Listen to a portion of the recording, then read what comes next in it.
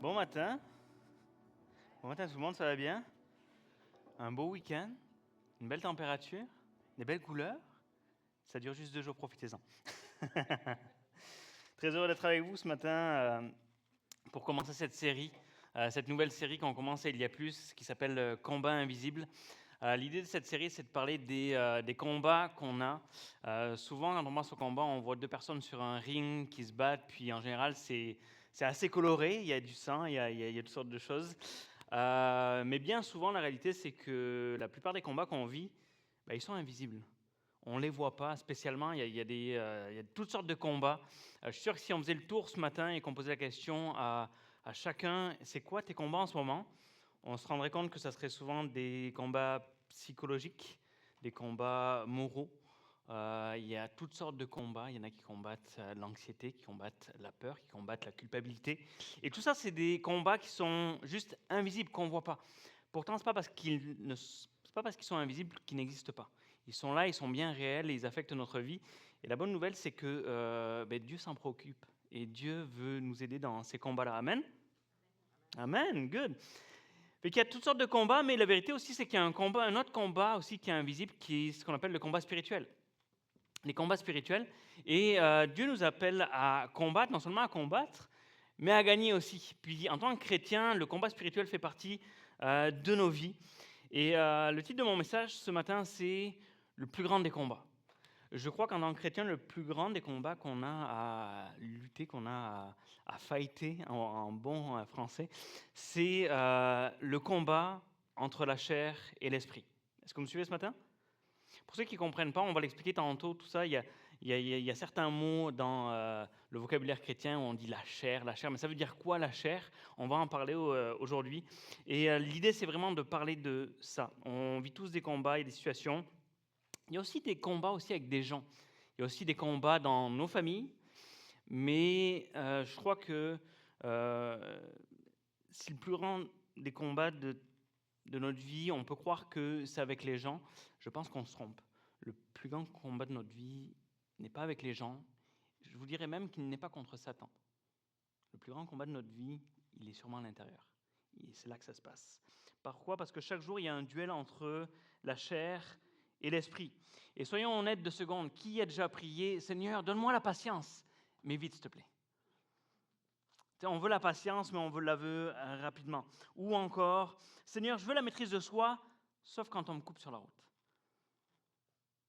Je suis le premier à avoir besoin de la maîtrise de soi dans ce moment-là. Et la vérité, c'est qu'on veut tous le fruit de l'esprit, mais ça en processus. On veut tous ce fruit-là, mais on ne veut pas passer par les étapes. On aimerait l'amour sans avoir à aimer des gens difficiles. Arrêtez de penser à quelqu'un en ce moment. On veut la paix, mais dans un monde qui court partout. On veut la joie, mais sans devoir traverser l'épreuve. Et si je te disais que le Saint-Esprit ne veut pas simplement te rendre meilleur, mais qu'il veut te transformer radicalement de l'intérieur. Le Saint-Esprit, Dieu veut nous transformer de l'intérieur. Comment? En formant le caractère de Christ en nous. Et il veut le faire pour ton profit à toi, mais aussi pour le profit des autres. Parce que quand Dieu nous transforme, ce n'est pas seulement pour nous. Ce n'est pas juste pour le je me moi, c'est aussi pour les autres, pour les gens autour de nous, pour nos familles, pour nos communautés, nos collègues de travail.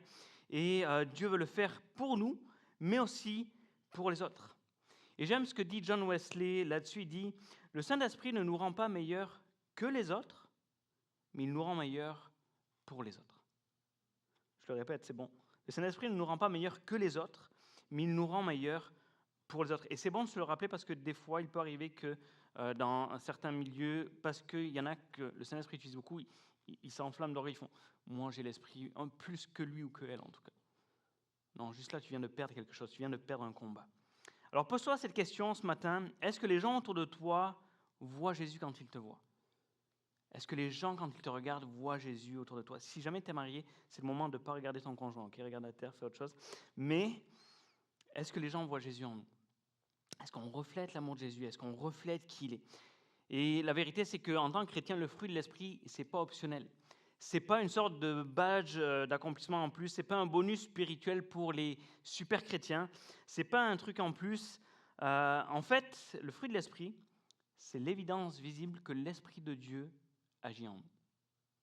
Le fruit de l'esprit, c'est l'évidence visible, quand on parle de combat invisible, C'est l'évidence visible que l'Esprit de Dieu vit en toi et travaille en toi.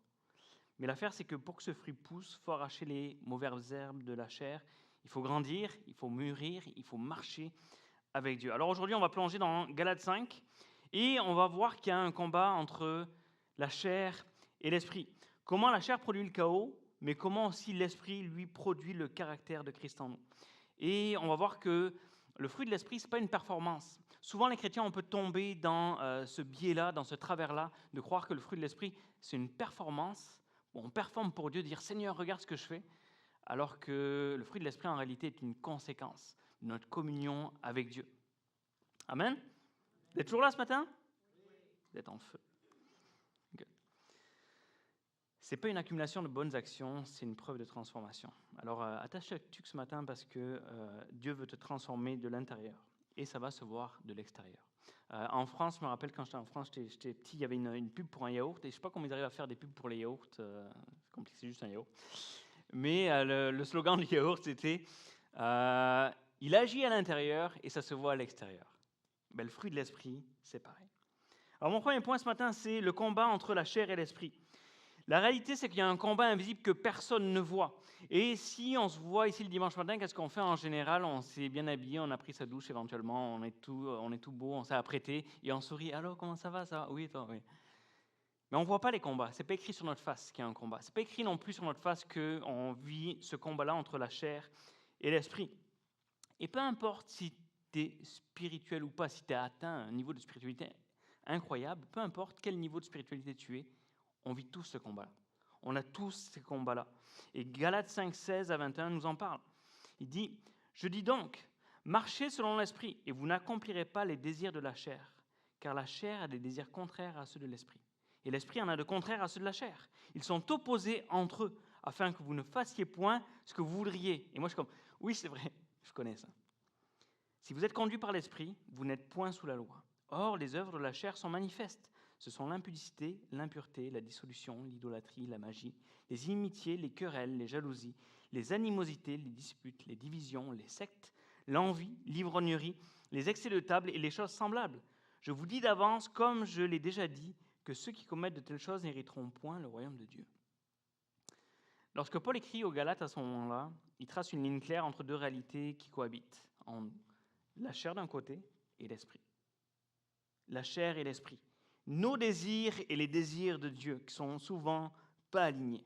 Ce sont deux puissances opposées, deux chemins qui mènent à deux résultats complètement différents.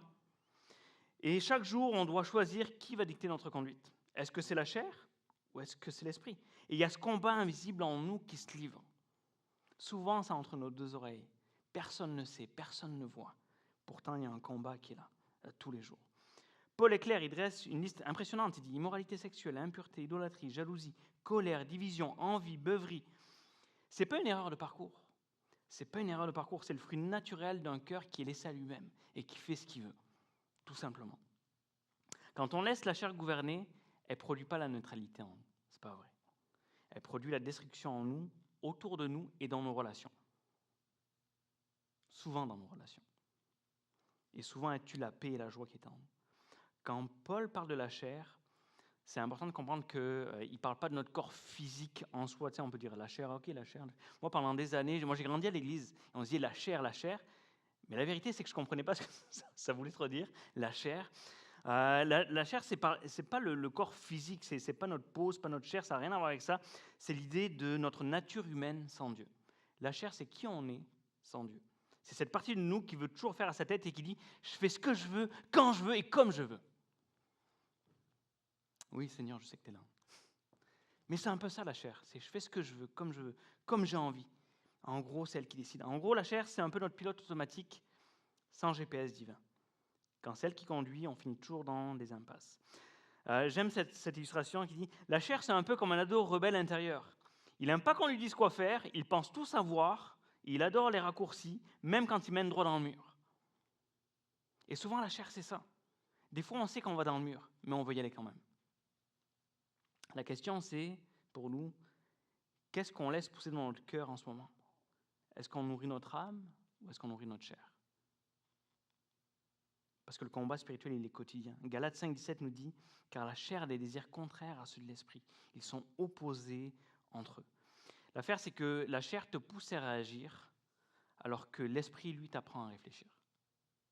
Souvent, la chair, on réagit de suite. La chair veut le plaisir du moment, alors que l'esprit produit un fruit permanent. Et souvent, il y a ce combat-là. Est-ce que je veux le plaisir du moment ou est-ce que je veux le fruit permanent? Paul ne parle pas d'un duel qui est ponctuel, il parle d'un conflit qui est permanent, qui est toujours là. Tu ne peux pas faire la paix avec la chair. Elle ne fait jamais de compromis, elle veut gouverner ta vie. Les gens qui disent « Oh, moi, la chair n'a plus de pouvoir sur ma vie », well, j'ai des doutes. J'ai des doutes. Pourquoi? Parce que peu importe où tu te crois arriver, la chair est toujours là pour te rappeler qu'elle est là. Toujours. Toujours être le rappel. Et c'est pour ça que la Bible nous dit que celui qui est debout prenne garde de ne pas tomber. Tu sais, quand tout va bien dans ta vie, et gloire à Dieu si tout va bien dans ta vie, mais la chair t'attend au tournant, elle attend patiemment. Puis là, tend des pièges comme ça. Et si tu ne marches pas par l'esprit, tu glisses naturellement vers les œuvres de la chair. C'est une pente descendante. Et j'aimerais voir avec vous ce matin 10 différences entre la chair et l'esprit. Si on veut savoir où on en est dans notre vie avec Dieu, dans le fruit de l'esprit, voici quelques exemples de ce que la chair fait et de ce que l'esprit fait. Vous êtes prêts? Oui? Parfait, on y va. La chair divise, alors que l'esprit unit. La chair s'impatiente, alors que l'esprit apprend à attendre. La chair cherche à gagner, alors que l'esprit cherche à aimer. La chair nourrit l'orgueil, alors que l'esprit façonne l'humilité. La chair crie « vengeance !» alors que l'esprit choisit le pardon. Souvent, on voit des choses à ce moment-là. La chair agit sur un coup de tête, alors que l'esprit agit avec sagesse. La chair veut impressionner, alors que l'esprit veut glorifier Dieu. La chair murmure la jalousie, alors que l'esprit nous remplit de reconnaissance. La chair cherche à avoir raison, alors que l'esprit cherche la paix. La chair te pousse à te servir, alors que l'esprit te pousse à servir les autres. Où est-ce qu'on en est dans ces combats-là? Puis ça, ces combats-là, j'aime ça parce que c'est totalement invisible. Ça se passe dans nos cœurs, ça se passe dans notre tête. Et on aspire à vivre par l'esprit, mais c'est difficile. C'est difficile. Moi, le premier, c'est difficile. Des fois, ma prière, c'est Seigneur, je priais ça hier soir, je disais Seigneur, c'est quand même compliqué de te suivre. C'est pas évident, c'est pas facile. Mais ce qui est bon, c'est de savoir que d'autres sont passés par là, même des grands hommes de Dieu. Et l'apôtre Paul lui-même disait dans Romains 7, 18, il dit « Ce qui est bon, je le sais, n'habite pas en moi, c'est-à-dire dans ma chair. J'ai la volonté, mais non le pouvoir de faire le bien. Car je ne fais pas le bien que je veux, et je fais le mal que je ne veux pas. » Combien de fois on a fait des choses, dit des choses, et on l'a regretté de suite. On dit « Pourquoi j'ai dit ça ?» Moi, je suis comme ça, je culpabilise tout seul dans ma tête, où je dis des choses, je fais des choses, je dis « Mais pourquoi j'ai fait ça? Pourquoi j'ai dit ça ?» Il le dit, je ne fais pas le bien que je veux et je fais le mal que je ne veux pas. Et il rajoute au verset 24, misérable que je suis, qui me délivrera de ce corps de mort? Et moi, je suis comme l'apôtre Paul, je dis, ouais, ça c'est moi, ça, je me reconnais là-dedans. Il y a ce combat qui est là tout le temps, permanent. Et c'est pour ça que Jésus nous dit dans Matthieu 26, 41, il dit quoi? Veillez et priez, afin que vous ne tombiez pas dans la tentation. Pourquoi? Parce que l'esprit est bien disposé, mais la chair est faible. La chair est faible. Et on croit qu'on est bien disposé, puis ça prend juste une tentation. Oh, qu'est-ce qui se passe? Alors oui, il y a la grâce. C'est vrai qu'il y a la grâce de Dieu, il y a la grâce de Jésus. Mais la liberté en Christ n'est pas un permis de péché. Il y en a qui deviennent chrétiens ou qui sont chrétiens depuis longtemps et qui croient que « Oh, mais de toute façon, je suis pardonné, Dieu me pardonne. » Oui, c'est vrai que Dieu pardonne. Mais la grâce n'est pas un permis pour pécher. Le contexte de Galates, il est important.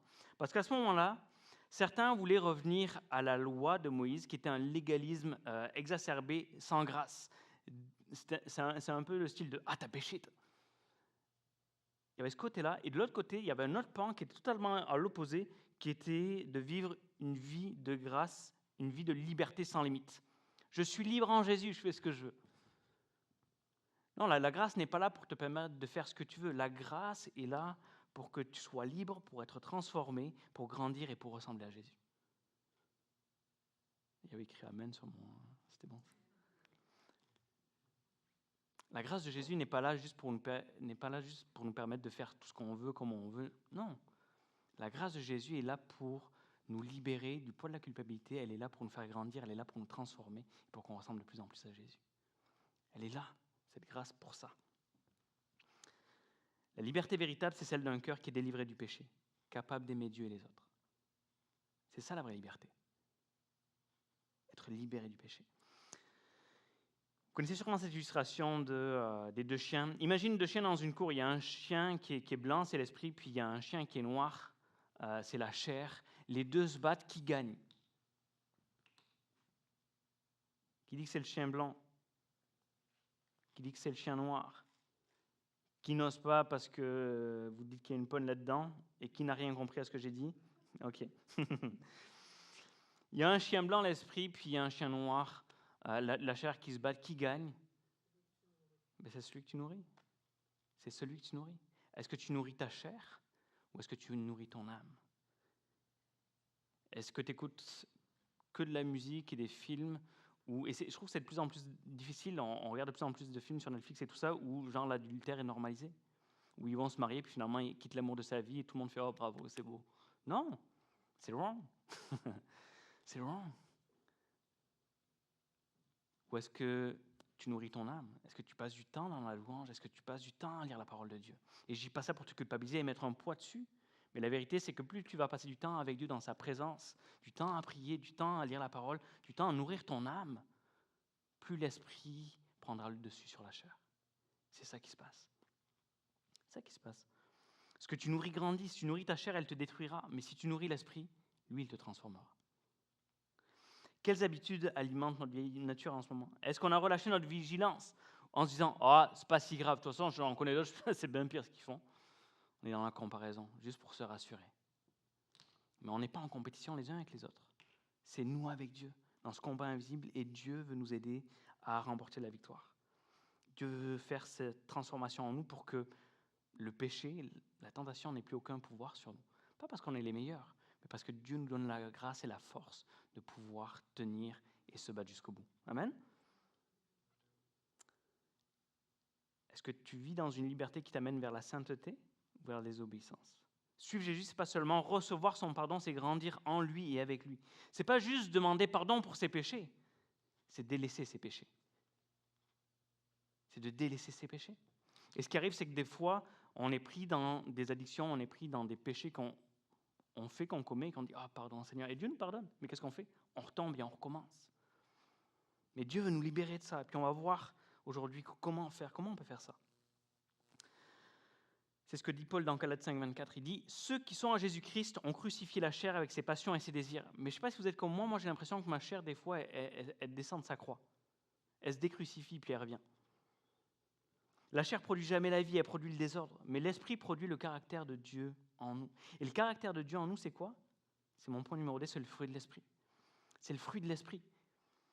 Et ça, cette œuvre que le fruit de l'esprit fait en nous, c'est quelque chose d'invisible, mais qui a des conséquences visibles. Galates 5, 22 nous dit « Mais le fruit de l'esprit, c'est l'amour, la joie, la paix, la patience, la bonté, la bienveillance, la fidélité, la douceur et la maîtrise de soi, notre préféré. » Amen. Après avoir exposé le chaos que produit la chair, Paul nous montre l'œuvre de transformation de l'esprit.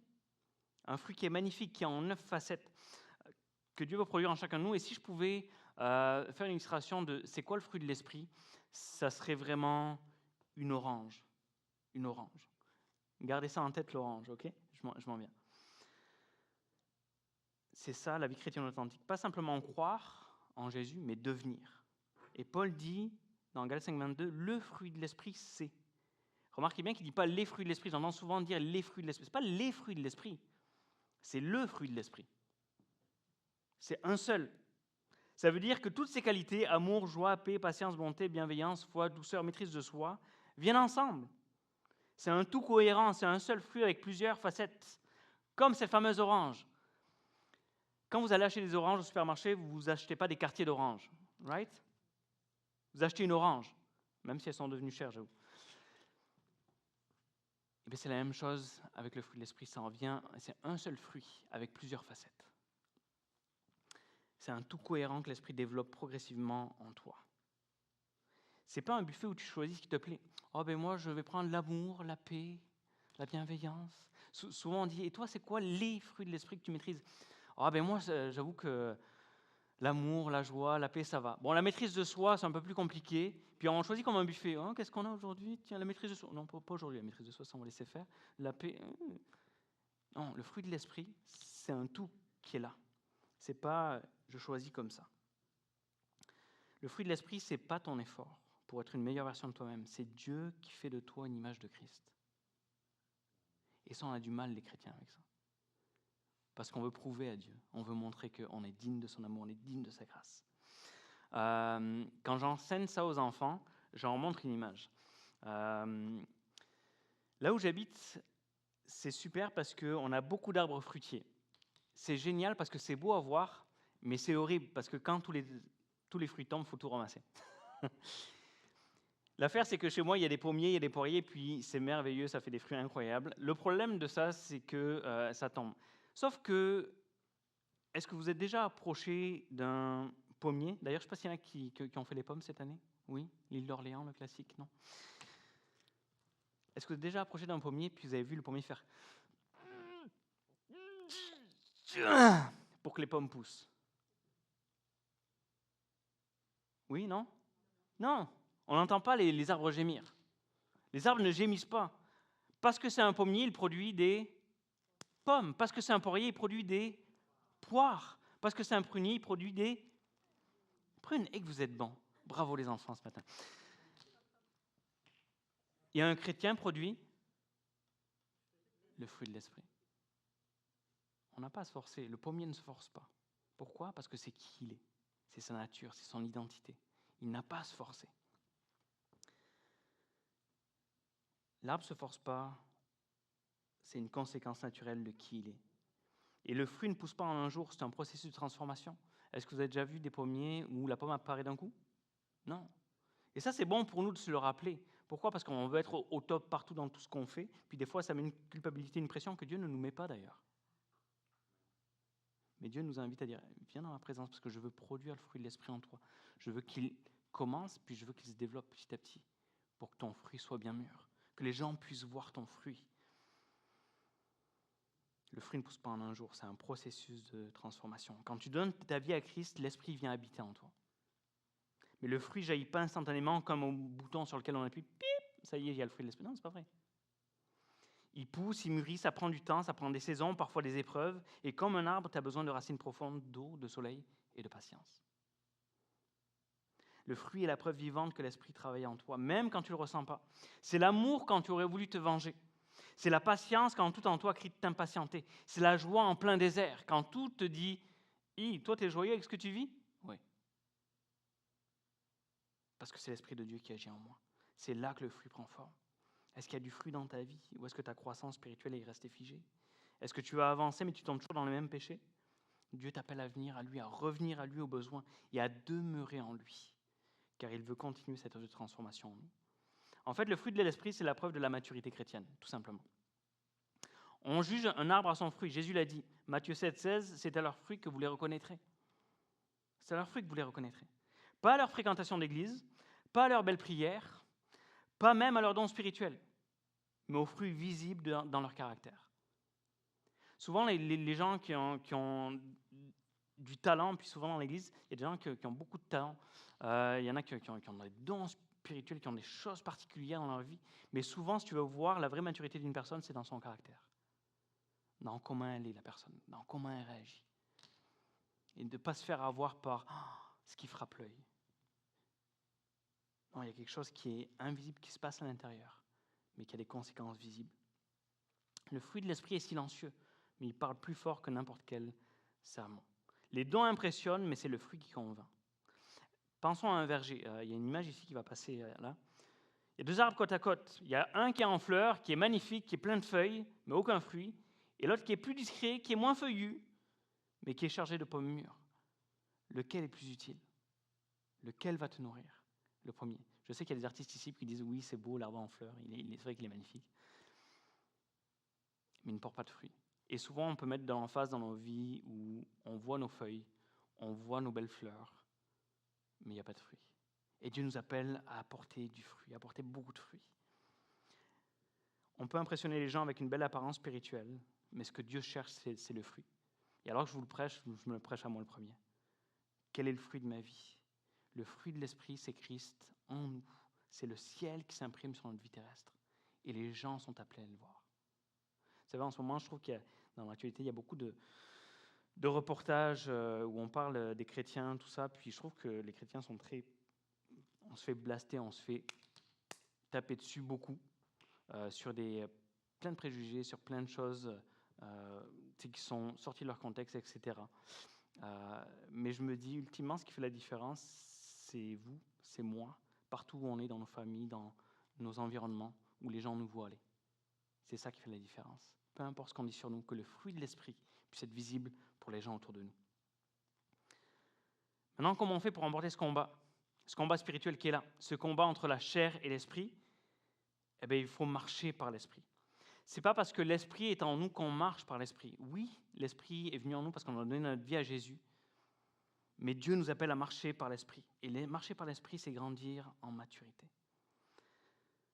Galates 5,25 nous dit, si nous vivons par l'esprit, marchons aussi selon l'esprit. Beaucoup de chrétiens sont nés de l'esprit, mais restent des bébés spirituels. On reste des bébés spirituels. Puis on est toujours à la purée spirituelle. Ils vivent par l'esprit, mais ils ne marchent pas avec lui. Et Paul dans Galates appelle à un style de vie qui est aligné avec la vie nouvelle que nous avons reçue.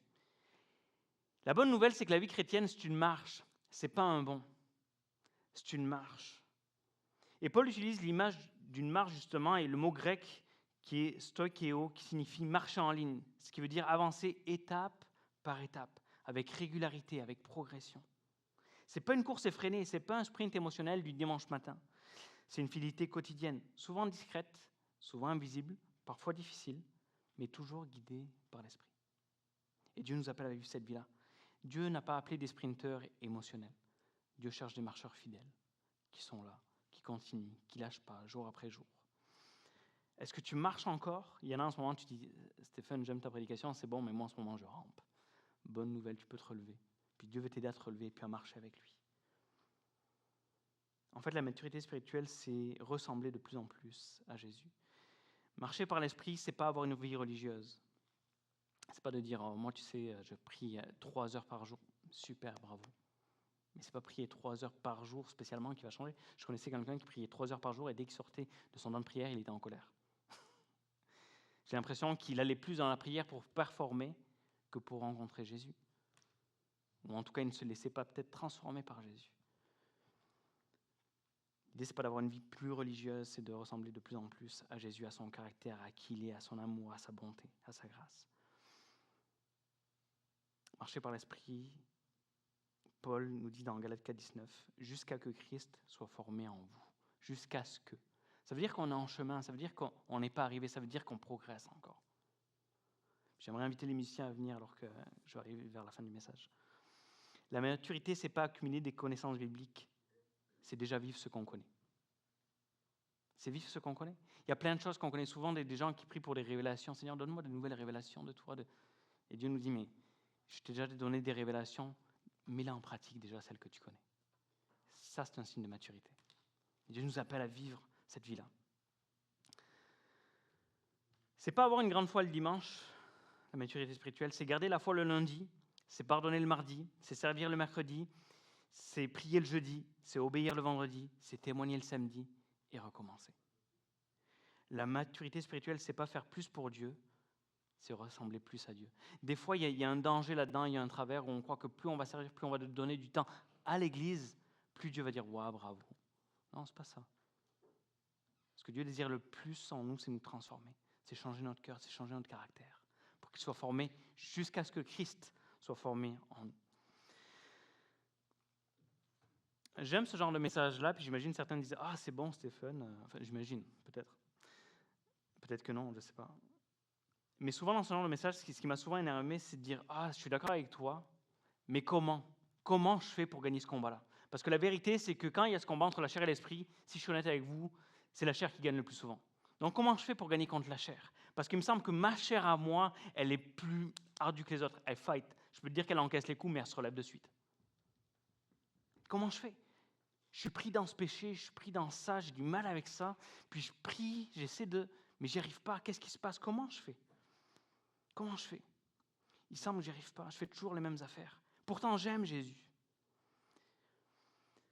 En fait, c'est pas en évitant la chair que tu marches par l'esprit, c'est l'inverse. C'est pas en évitant la chair que tu marches par l'esprit, c'est l'inverse. Souvent, en tant que chrétien, on fait l'erreur de « je vais éviter la chair, je vais tout faire par mes propres forces, par mes propres efforts, pour montrer à Dieu que ça y est, je suis un chrétien mature. » Non, pas du tout. Paul ne dit pas « n'accomplis pas les désirs de la chair pour marcher par l'esprit », il dit « marche par l'esprit et tu n'accompliras pas les désirs de la chair ». Et nous, souvent, on veut combattre la chair tout seul, combattre nos tentations, combattre nos défis par nous-mêmes, sans Dieu. Et presque on dit à Dieu, regarde, tu vas voir comment j'ai évolué, comment je suis bon. Non, ça c'est de l'orgueil. Et surtout, on se trompe. Mais Dieu dit, non, c'est pas comme ça que ça marche. Marche par l'esprit. Prends du temps avec moi. Et tu n'accompliras pas les désirs de la chair. Le bon ordre, c'est la vie de l'esprit en premier, et tout le reste découle. Je termine avec cette illustration ce matin. Pour ceux qui s'imaginent que c'est un gâteau, désolé, c'est pas ça.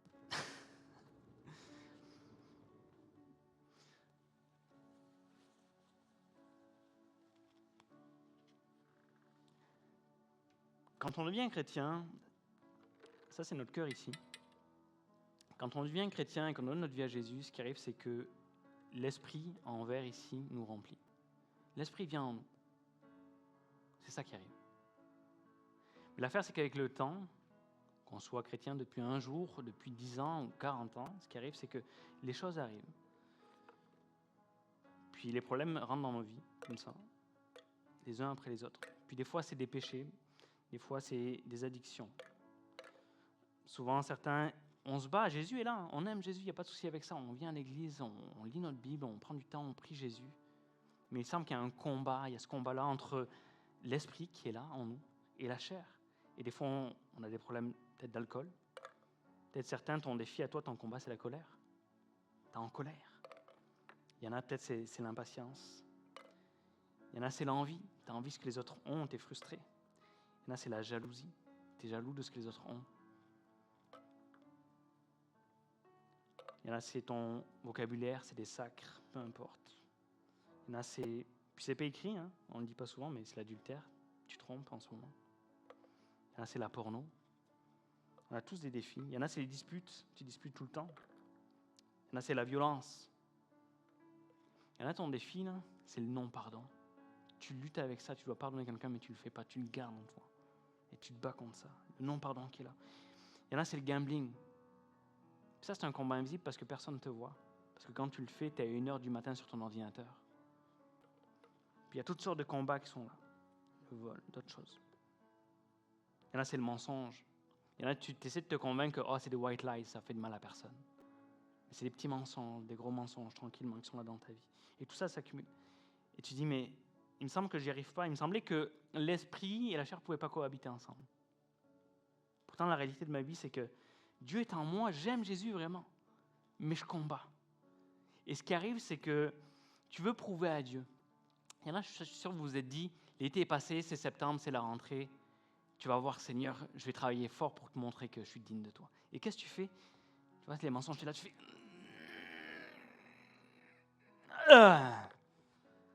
Et tu combats. Et là, tu fais... par toi-même. Tu combats par toi-même. Et Dieu te dit, tu sais quoi, arrête. Arrête ça. Arrête de combattre. L'erreur qu'on fait en tant que chrétien, souvent, c'est de combattre la chair. Et aussi bizarre que c'est, Dieu te demande, te dit, écoute, on a fait ton plan à date, tu as remarqué, ça ne marche pas, ça ne fonctionne pas. Voici ce qu'on va faire. Arrête de combattre la chair. Hein? Qu'est-ce que tu dis, Stéphane? Arrête de combattre la chair. Dieu ne te demande pas de combattre la chair. Ce qu'il te demande, c'est de marcher avec lui. Et au lieu de faire...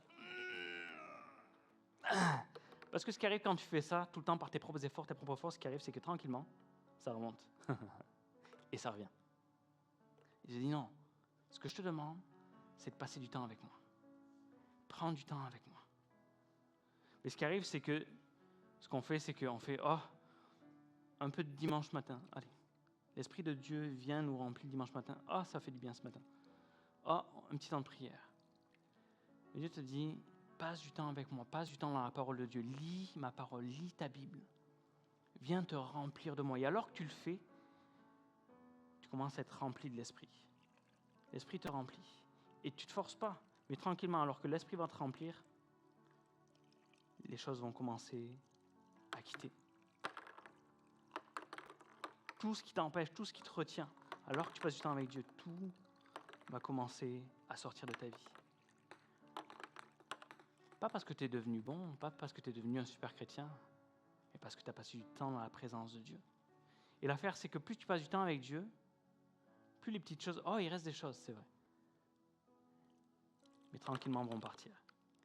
Et au lieu de te forcer, tu auras juste à faire tout, ça sort naturellement. Mais plus tu vas passer du temps dans sa présence, jour après jour, puis laisse pas de passer 3 heures par jour. Mais jour après jour, je passe du temps avec Dieu, tranquillement. Le Saint-Esprit va me remplir. Et en fait, tu seras tellement rempli du Saint-Esprit qu'il n'y aura plus de place pour ça. Il n'y aura plus de place pour tout le reste. Et le combat, tu vas le gagner comme ça. Pas par tes propres efforts, mais en passant du temps avec Dieu. En passant du temps dans sa présence, dans sa parole. Et Dieu va te remplir. Pas parce que tu es meilleur que les autres, mais parce que sa grâce et son esprit t'auront rempli. Tout simplement. Il y a beaucoup qui croient que ils n'auront plus de tentation. Beaucoup croient à tort que la maturité spirituelle, c'est plus avoir de tentation. Ceux qui me disent que j'ai plus de tentation dans ma vie, non, c'est pas vrai. Parce que tranquillement, la tentation va revenir. Elles vont être là. La question, c'est pas de savoir si la tentation va venir. Non, elle va venir. En fait, je te dirais même que plus tu es spirituel, plus la tentation va venir sous différentes formes. Sauf que ce qui va arriver, c'est que quand elle va venir, tu vas savoir dire non et la refuser. Tu vas dire non, c'est fini pour moi ça. C'est fini pour moi. Dieu combat pour toi. Dieu combat pour toi. Je ne sais pas s'il y en a qui connaissent le Seigneur des Anneaux. Il y a Aragorn, c'est un combattant, il est là avec son épée, il dit « pour Frodon ». Vous connaissez? Puis des fois, on est un peu comme ça, et on dit « pour Jésus, je vais aller combattre ». Mais Jésus dit « non, fais pas ça, c'est moi qui combats, c'est moi qui remporte la victoire. Fais juste qu'elle est derrière moi, moi je vais combattre ». Et c'est ce que Dieu veut faire, en disant « passe du temps dans la présence ». Passe du temps dans la présence. Jésus a été tenté, on va être tenté, c'est certain. Mais alors que tu vas passer du temps avec Dieu, alors que tu vas être rempli de l'Esprit, ça va être plus simple de refuser, ça va être plus facile de dire non. Tu sais, quand tu scrolles sur tes réseaux, tu es là, tu fais « oh, wow, pas pire, la voiture ». Tu vas pouvoir dire non, on passe, j'ai autre chose à faire. Il y en a, tu retombes parce que tu baisses ta garde. Tu baisses ta garde. Tu sais, on parle de combat, puis il y en a, tu te fais taper, pourquoi? Parce que ta garde est là. Si tu as déjà vu des combats de boxe, en général, tu montes ta garde. Parce que s'il y a des coups qui arrivent, tu peux te protéger. Très souvent, les chrétiens, on se fait tabasser. Pourquoi? Parce qu'on est comme ça. Non, monte ta garde. Comment monter sa garde? En prenant du temps avec Dieu. En passant du temps dans sa présence. Monte ta garde. Monte ta garde. J'aime ce qu'avait dit une fille, je vous l'ai sûrement déjà dit, mais moi ça m'avait percuté. Puis c'est exactement ça. C'était une adolescente qui se passait par les eaux du baptême, puis alors qu'elle partage son témoignage, elle dit « Je voulais m'éloigner du péché pour m'approcher de Dieu parce que je voulais lui prouver. Mais j'ai réalisé que c'est en m'approchant de Dieu que je m'éloignais du péché. » Je me rappelle quand j'étais plus jeune, j'avais un problème avec la pornographie. Puis c'était compliqué, j'y arrivais pas. Pourtant, j'aimais Jésus. J'aimais aller à l'église, j'aimais louer Dieu. Mais j'y arrivais pas. Je retombais fois après fois, après fois, après fois. Et je ne comprenais pas pourquoi, parce que j'essayais par moi-même de m'en sortir. Puis il y avait un ami, un mentor plus grand, qui avait 10 ans de plus que moi à l'époque. Et j'étais redevable avec lui, puis il me disait « Puis comment ça va cette semaine ?» Puis « Ouais, mais j'essaye, mais j'y arrive pas, j'essaie. » Et en fait, c'est ça le problème, c'est que j'essayais par moi-même, par mes propres forces. Puis tranquillement, j'ai juste compris. En fait, je ne l'ai pas compris, j'ai réalisé. Je passais plus de temps avec Dieu, je passais plus de temps dans la présence de Dieu, à prier. Et en fait, plus je le faisais, et plus je remarquais qu'à un moment donné, Je suis allé voir mon ami, je dis, hey, ça fait 3 semaines, j'ai touché à rien. Je ne suis pas devenu meilleur. Et j'ai remarqué que j'étais plus tenté. Ça ne m'intéressait pas. Pourquoi? Parce que plus je passais du temps avec Dieu, plus j'étais rempli de son esprit et tout le reste partait. Il y a un combat spirituel dans nos vies, il y a un combat entre la chair et l'esprit. Il y a un combat entre la chair et l'esprit pour plein de choses, dans notre façon de répondre, dans notre façon de parler, dans notre façon de dire bonjour, de sourire aux gens. Comment on fait face à la critique, il y a un combat entre la chair et l'esprit. Mais alors que tu es rempli de l'esprit, alors que tu passes du temps dans la présence de Dieu, l'esprit va gagner à tous les coups. La question c'est, qui vas-tu laisser gagner? La chair ou l'esprit? Et ce combat-là, Dieu veut le remporter avec toi. Dieu veut le remporter avec toi. Jésus a dit dans Jean 15,5, « Celui qui demeure en moi et en qui je demeure porte beaucoup de fruits. » Pour gagner le combat, il faut demeurer en Christ, il faut demeurer en Dieu. Arrête d'essayer de prouver quoi que ce soit à Dieu, tu n'as pas besoin. De toute façon, tu n'as rien à prouver, il a déjà tout accompli à la croix. La victoire est déjà remportée. Ce qu'il faut que tu fasses, c'est que tu te caches en lui, tu te caches en arrière de Christ, parce qu'il a déjà tout remporté. Tu n'as plus à combattre. Lui a déjà combattu. Nous, notre rôle, ce n'est pas de combattre la chair. Il y en a qui font ça, qui combattent la chair, qui essayent de. Souvent, quand la tentation arrive, l'idée, ce n'est pas de résister. Je vais résister. Non, on ne résiste pas à la tentation. Dieu nous appelle à fuir la tentation, pas à résister. Il y a une phrase que j'aime beaucoup qui dit « C'est pas parce que tu arrives à résister au diable que tu devrais sortir avec lui. » Cache-toi en Christ, puis ce combat va être gagné. Pas parce que tu vas être meilleur en soi, pas par tes propres efforts, mais parce que l'Esprit de Dieu t'aura transformé. Tranquillement, petit à petit, des choses. Il y en a, tu as des problèmes avec la colère, tu as des problèmes avec l'impatience. Petit à petit, tu vas voir que la colère sera de moins en moins présente.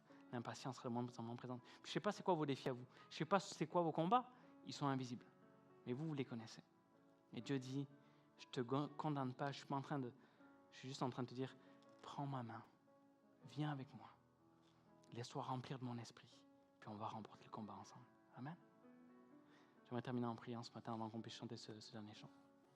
Seigneur Jésus, merci parce que tu es tout puissant. Merci parce que ta grâce nous sauve. Merci parce que ta grâce nous pardonne. Merci parce que ta grâce, elle n'est pas juste là pour nous pardonner. Elle est là pour nous transformer. Et alors qu'on tombe, alors qu'on pêche, alors qu'on dit oui à la tentation parfois, ta main est là, elle nous tend la main et ta grâce nous relève. Seigneur, je te prie que ta grâce, Seigneur, ne soit pas un permis de pécher dans nos vies, mais soit une occasion de grandir en toi et d'être transformé pour être libéré du péché. Seigneur, merci parce que tu ne nous condamnes pas. Merci parce que tu n'es pas là à mettre un doigt accusateur sur nous. Non, au contraire, tu es là de dire, je suis là avec toi pour combattre avec toi, pour toi. Seigneur, qu'on puisse avoir ce réflexe de venir dans ta présence. Que si on s'éloignait de toi, que si on n'est pas aussi proche, Seigneur, qu'avant peut-être, qu'on puisse revenir à toi et tu nous accueilles dans ta grâce. Merci parce que tu es doux et humble de cœur, Seigneur. Qu'alors qu'on vient vers toi, tu nous accueilles. Et ton désir, c'est qu'on puisse remporter la victoire. Merci parce que tu as tout accompli à la croix et la victoire est déjà remportée. Merci parce que le combat invisible, toi, tu le connais, mieux que quiconque. Et tu veux qu'on le remporte avec toi.